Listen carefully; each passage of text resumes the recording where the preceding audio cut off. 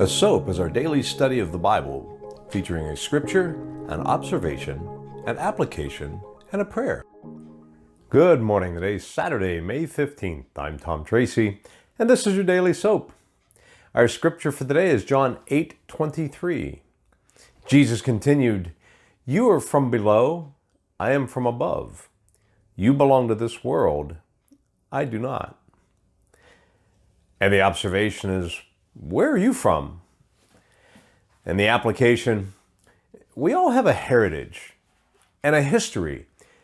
I, for example, was born and raised in Pittsburgh, Pennsylvania, but I claim Florida as where I'm from.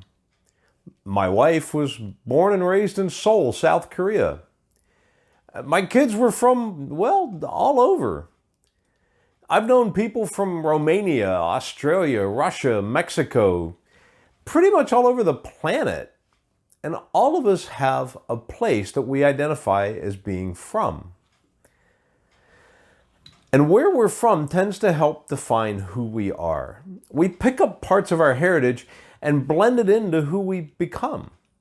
Though I don't claim to be from Pittsburgh, I carry part of that place with me at all times. It's just part of who I am.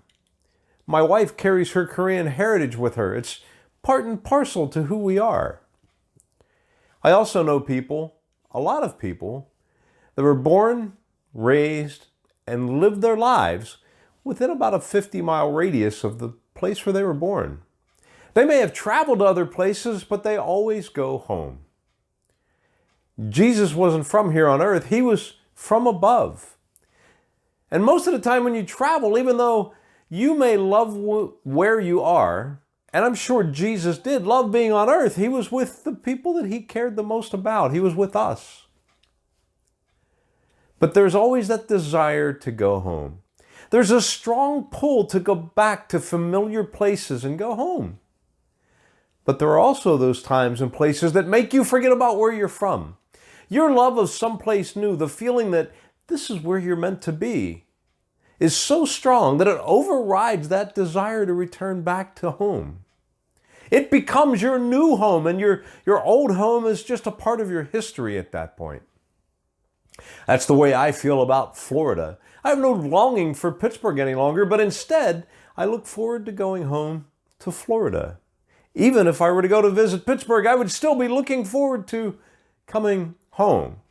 Not just to where my house is, but to where my home is. Even though I'm from Pittsburgh, it's no longer my home. I've been shown something that I want more, and I long for it when I'm not there. And Jesus must have felt the same way at times. Though he was doing what he needed to do, he longed for home. He wanted to go back to where he belonged. How about you? Do you want to stay where you are, or do you long for your new home? Is there some place that you've moved to that you say comfortably, this is home? And the only place you ever want to be? As much as I love Florida, and I do love Florida, there's a part of me that's longing for my new home.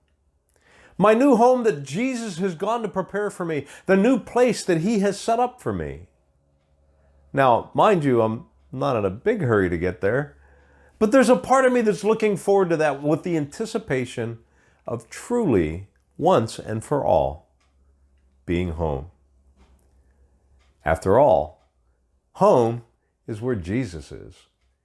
If we love him and we are dedicated to him and we've committed our lives and our eternity to him, isn't that where you want to be? Our prayer for today, Father, thank you for the new home that you've given me. I look forward to the day that I get to see it.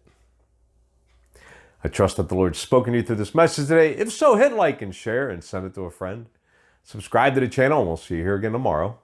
Have a great day. If you're new to the channel, go ahead and check us out. Surf around, and if you like what you see, do me a favor and mash that subscribe button and hit the bell.